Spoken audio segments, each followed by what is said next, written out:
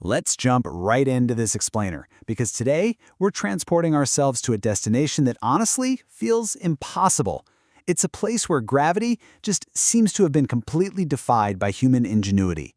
We're talking about Constantine, the absolute jewel of eastern Algeria, famously known as the city of suspended bridges.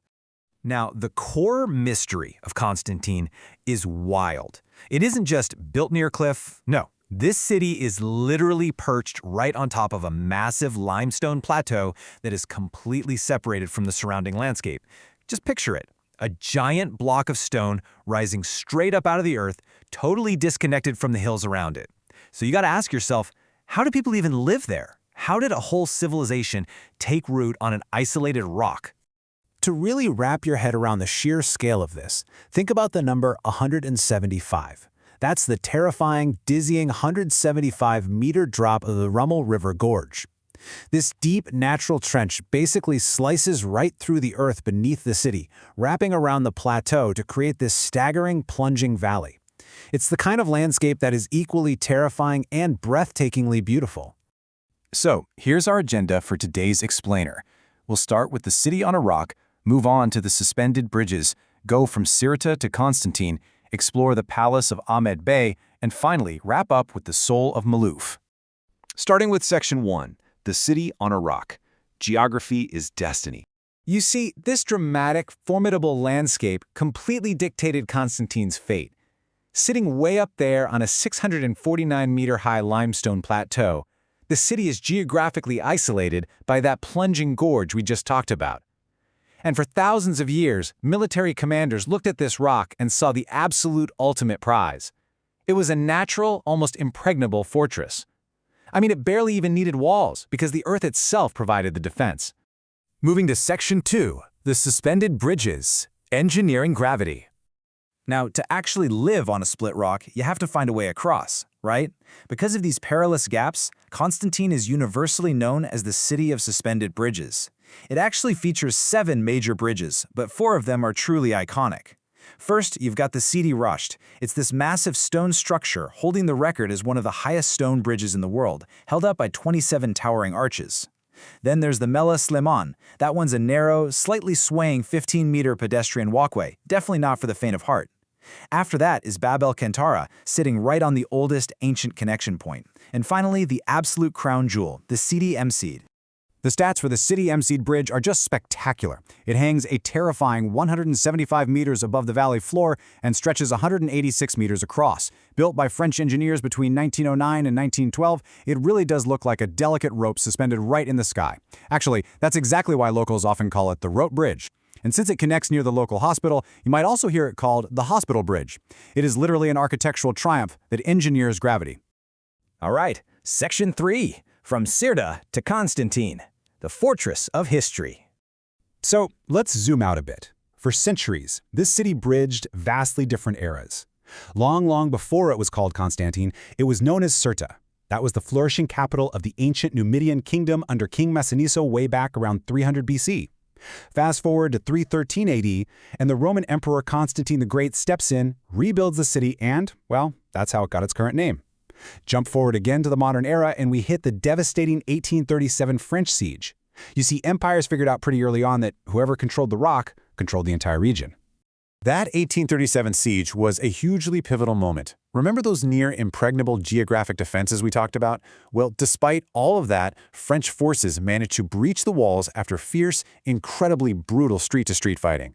The Ottoman ruler at the time, a man named Ahmed Bey, fought back hard, but ultimately he was forced to flee the city. On to Section 4, the Palace of Ahmed Bey, the Jewel of the Rock. Now, Ahmed Bey left behind this stunning dichotomy that we have to talk about. If you looked at his palace from the outside, you saw a fortress. It was a rugged, heavily defended bastion meant to withstand brutal sieges and protect him. But the moment you stepped inside, wow, you were instantly transported into a serene, meticulously designed Andalusian-style sanctuary, just filled with lush gardens and art. It was literally a paradise of absolute tranquility hidden right inside a rock built for war. Constructed between 1825 and 1835, the sheer scale of the bay's luxurious estate is honestly mind-boggling. We're talking about a space covering 5,609 square meters. It's supported by 270 marble columns, and get this, some of those were literally traded for shipments of Algerian wheat. It features 540 meticulously carved cedarwood doors, the only fully preserved Moorish bath in all of Algeria, and incredibly, a massive Atlas cedar tree that is still thriving today, which is super unusual for an altitude of just 650 meters. The whole place was so beautiful that when the French finally took over the palace, they were completely stunned. In fact, both the famous painter Horace Vernet and the writer Guy de Maupassant walked through those gardens and used these exact words to describe the experience. They called it a dream from the Arabian Nights.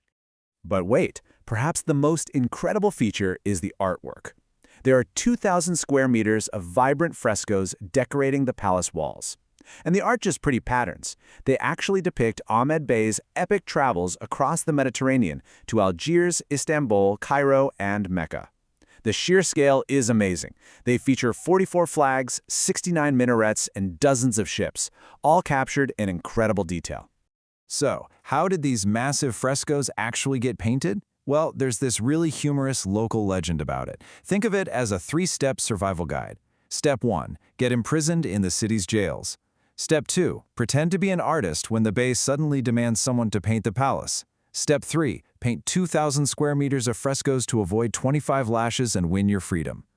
The story goes that an Italian prisoner basically faked his way to freedom by improvising this vibrant, raw painting style, and hey, it worked. He actually won his freedom. Okay, let's wrap up with Section 5, the soul of Maloof, the sonic architecture. We've talked a lot about the physical architecture, but we have to mention the sonic architecture echoing through these streets. I'm talking about Maloof. This is a 600-year-old classical Andalusian musical tradition that was brought to Constantine. It's incredibly deeply emotional music, known for poetic lyrics about the beauty of nature, romantic longing, and the profound sorrow of separation. It perfectly mirrors the dramatic, isolated beauty of the city itself. And this amazing tradition survived into the modern era thanks to true legends like Muhammad Tahar Farghani. He was known as the Dean of Maloof, and he kept this complex art form alive for over half a century with his totally unique voice and absolute mastery of the violin. You have to understand, a traditional Maloof performance can last up to 2 hours, so it really takes dedicated masters like Farghani to ensure this beautiful piece of the city's soul isn't just lost to today's fast-paced world. As we wrap up this explainer, we've seen how Constantine is truly a city of impossibilities, a rock that became a kingdom, a rugged fortress hiding in Arabian Nights' paradise, and a dizzying cliff edge echoing with 600-year-old poetry. So I'll leave you with this question. If you ever visit this staggering Algerian jewel, are you brave enough to walk that 186-meter tightrope of history across the City Messid Bridge? I really hope this explainer has made you want to find out for sure.